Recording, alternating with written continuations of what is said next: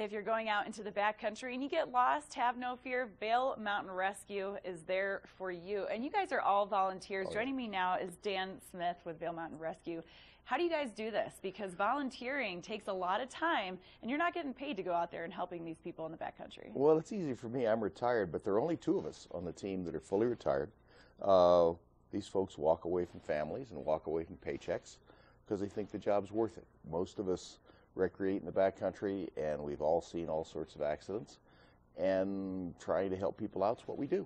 It's about 35 of us at any point in time that are active. Folks just sort of roll through, and they have really good skills. We've got people that have climbed Denali a few times, and Kilimanjaro, and one did Everest twice, and so we've got some good mountaineers. We've got half a dozen or more river guides, so we're really good in the water. We have some people with a little command experience like me, and some other folks learning. We're in kind of a transition period in that folks my age and a little younger are shifting out of leadership roles and putting much younger people in leadership roles. And so my job, my official job now, my title is Viejo, the old one, which is Spanish for old one. But it's said with great reverence. No, my job is to pass skills along. So the younger folks are in the slots, and I'm deputy everything. I'm deputy ops, I'm deputy I'm deputy comms, I'm deputy aviation, I'm deputy a few things. And my job is to make sure people make good decisions. And that's what you pass on when you're 70 years old, because you're darn sure not going to run around out in the bush. This is contraindicated at the moment. And you guys do it all through donations as well. Every bit of it. We get a lot of in-kind support in the sheriff's office. He owns our trucks. We get all our maintenance, gasoline, and so forth through the sheriff.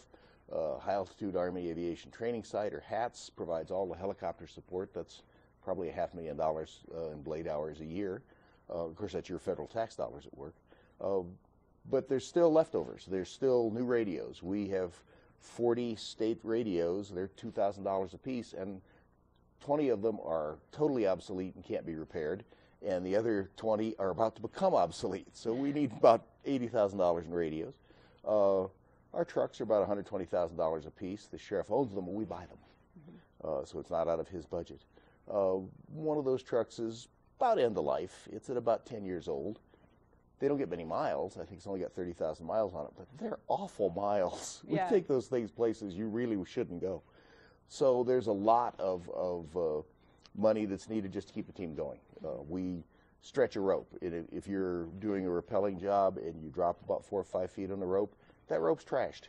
It's been stretched one time too many. We're going to cut it up and give it to the Boy Scouts. There's a 300-foot rope that's got to be replaced.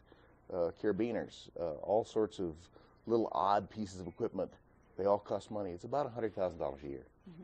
We have some folks called Friends of Mountain Rescue. They're mostly older than I am, but they do a lot of fundraising for us.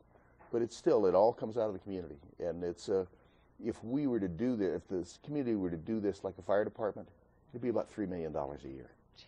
It is a lot. That's why we're so glad that you come on the show so we can talk about how we can donate to Vail Mountain Rescue, and it's through vailmountainrescue.org. It'll help you guys out, and it'll help the people going out into the backcountry as well, because they're the ones who are going to suffer if you guys don't get that. Yeah, we need to get there, and we need to be able to talk on the radio and do things like that. And we had 2 young men who we rescued off Holy Cross who came up last Sunday night to thank us, and that's actually very rare. Very few people actually give you a thank you, which is okay. We're out there for our own reasons.